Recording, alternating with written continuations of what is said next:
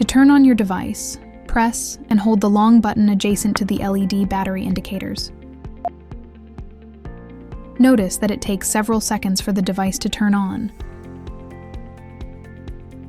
Wait until the device announces it's ready. OrCam version 9 is ready.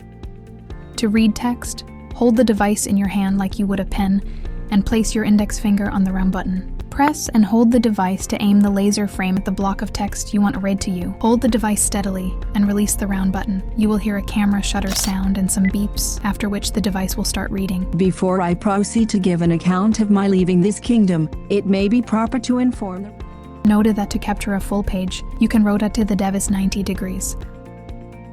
During reading, the plus and minus buttons are used to skip back and forth. Double press to skip back and forth between lines. Press the round button to stop reading, and double press to pause and resume reading.